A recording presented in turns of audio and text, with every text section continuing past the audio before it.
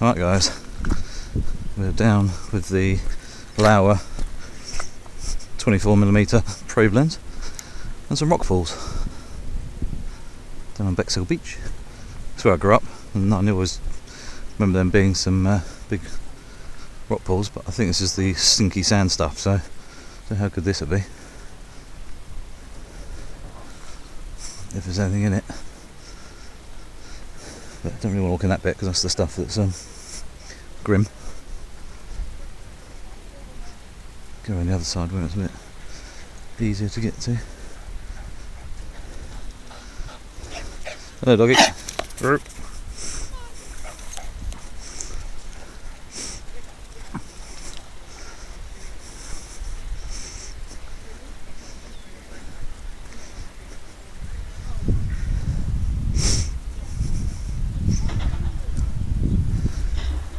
is a dead crab in there.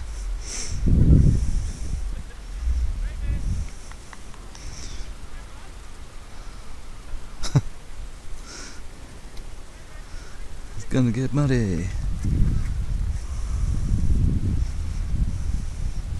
Don't know if we're gonna get it without falling in.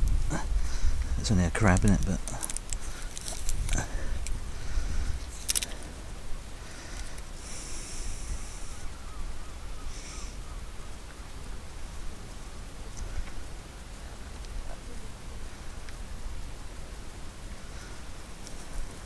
first time in water.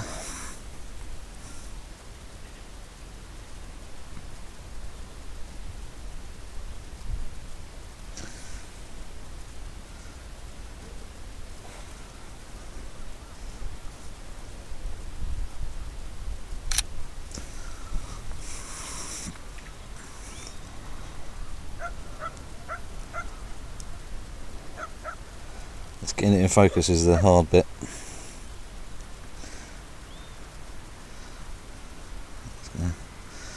Difficult, I'll take these I think, but yeah, so experimentation around here should be quite good for a while. Let's see what's what. Shame they forecast sunshine again, but apparently the well forecasters have no idea what the hell they're talking about. So the first shot I took here, which is the crab that's upside down and a bit dead, I struggled hand holding and getting it in focus. You can see a couple of spots are slightly in, but it just shows you you have to be bang on with it. This shot here on the tripod, as you can see, nice and sharp, very clear. Still utilising the LEDs on the front just to give it a bit of extra light, but obviously slightly longer exposures anyway if it's on the tripod and nothing's moving. On top of a rock here with some of the seaweed and everything, which worked quite nicely. Depth of field, a bit like a normal macro lens, is still very shallow, even though it's wide angle 24mm.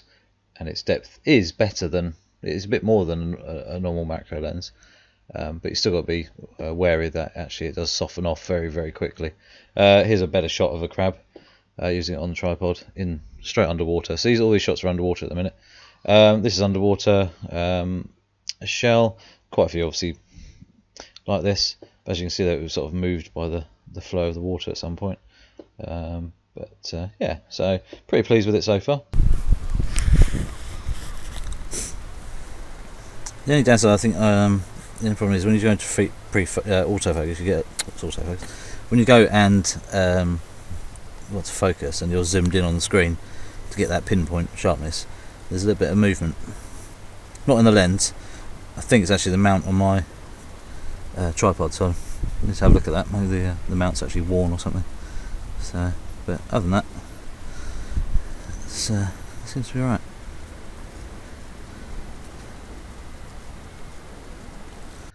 So not bad shot again. I'm just getting used to how close I can get and things like this. Is a 2:1 macro, but once I'd realised obviously my tripod mount was slightly loose, I just did it up with a coin, and everything was good after that. The rock pools seem very, very scarce on anything other than snails, which obviously don't rush around too fast. But, having the light on the front, which you power up by the USB there. But what I've done is I've actually added a magnetic plug there, so you then get But it just means if it's in the power pack's in my pocket and I put the camera down and forget, it's not going to wreck that socket.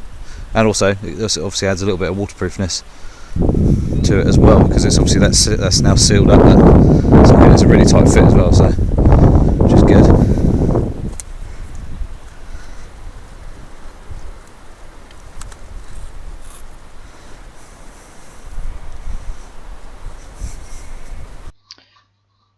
So the whole setup and everything is obviously very usable. It gives you a lot of scope and allows you to do a lot of things that no one else can do. There's no other lens out there like this. It is very sharp. I think the A7r3 with its obviously 42 megapixel sensor really adds to that and really helps it get the best from it. I think if you're using 24 megapixels or less, it may look slightly softer than it does on the with the higher resolution sensor. But all in all, amazing bit of kit to use, but one hell of a challenge because everything has to be bang on, and the smallest little movement or the wrong aperture or your ISO is wrong or your shutter speed is wrong, anything like that, it can show up, it not being perfect. So one of the main benefits of the mirrorless is I just turned it to silent shooting after a while. Benefits of using the silent shooting is there's no vibration or anything disturbing the camera or the lens, because there's no mechanical movement or vibration, so really helps the situation there. So I'm struggling to find anything alive apart from the odd snail, a sea snail. No crabs as such or fishes. And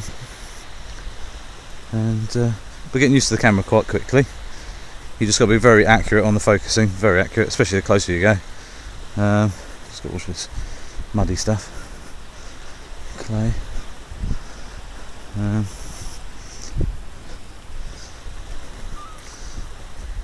But this is kind of cool. Look at this, jammed in and completely worn. It's almost like a graveyard of shells.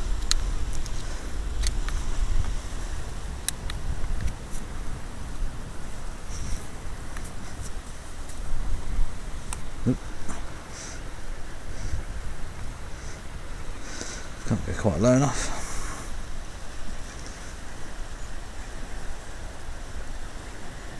That's this again, because we forget we're wide angle, so that's all good. Get the whole lot in. So we had a little bit of light to help with the foreground.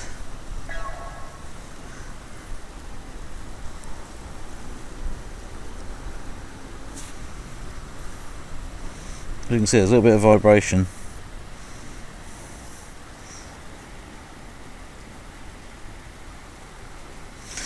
I'll touch the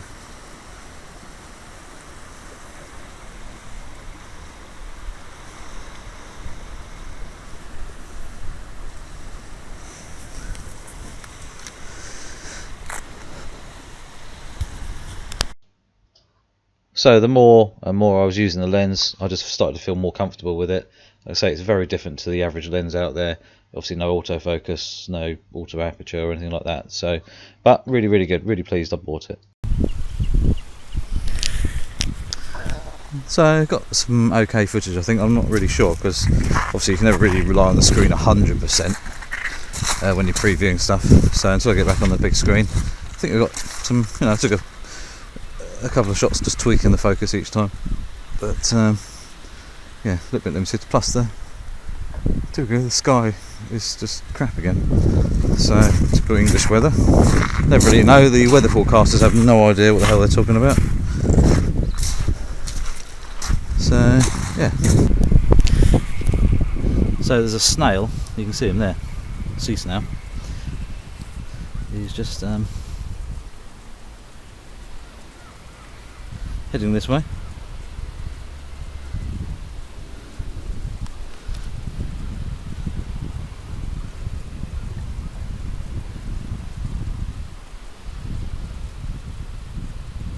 So obviously here I had a very fast moving object to try and track. Obviously with the manual focus, I was being sarcastic there. With the manual focus, obviously you can't track. It's down to me to do the tracking. So tweaking the focus ring every now and again just to try and keep that animal into focus. But actually turned out quite well. As you can see here, it just slowly carried on wandering forwards. So you can see the LED lighting is on.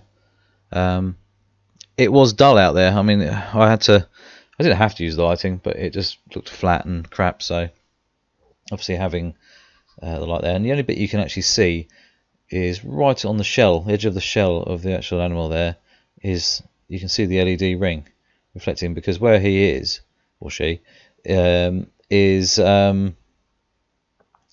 just slightly underwater there, because the sand was wet and there's actually a layer of water. But it's quite cool seeing the sand grains moving around and stuff as it got closer. That's kind of interesting to see what was going on there. Here was I think a sea anemone. You can see this is underwater, but you can see the just the bits and pieces floating around in the water that I couldn't actually see with my naked eye at all. Obviously that's what they catch and just filter the water. So that was quite interesting to see that there. But yeah, it was the only one I saw. But as you can see, there's quite a lot of sort of stuff floating around in the water. And then this guy here, I think was eating this bit of seaweed or whatever it was. I was not quite sure what he was doing. But as you can see, quite a bit going on. But it's interesting to just see the detail and the colours and the textures and everything, and how you can see the eyes just to sort of down the sort of, I don't know what you call it, little arm or fingers or whatever you want to call them. You can actually see two little eyes, one on each one, on the outer edges, which is quite interesting. But yeah, so really glad I went down there. And also just a different view here, slightly wider angle. But it was just, yeah, interesting there. Obviously, what actually happened was I sort of didn't slip, but I kicked a stone by accident. Obviously, the vibration was enough to freak it out slightly. But as you can see there, you can see where the LED lighting is reflecting off that thing on the left-hand side there. This one here, he sort of rolled his shell forward, so he's actually on another one there, which is there. And then the light went out. But the reason the light went out is because it's got sand in the connector, which kind of proves it was useful, because that magnetic connection obviously is cleanable rather than the socket that's not. So anyway, then I left the beach and just popped up to a friend's, and they got a few buttercups and daisies and some clovers and things like that, clover leaves, and some bits of feathers and stuff in the garden. So I was just sort of snapping around in the garden there on the lawn. Got some interesting shots here. There was a small tiny little feather which added quite a bit of texture to the shot. These are sort of shot between f16 and f18 or thereabouts, and around about 1/80th of a second, something like that. This is actually a tiny water droplet. You can see a few there, but that main one is about 0.5 millimeter, I roughly guess. The actual grass blades are absolutely tiny. This clover leaf here was actually quite small as well, but you can see the water droplets there on the right hand side. But using LED lighting, it kind of really gives you can expose quite nicely, and it gives you a really good clean lit area. The daisy here, which turned out rather well. So yeah, all in all, glad I went out with it, even though the weather wasn't as sunny as I would like.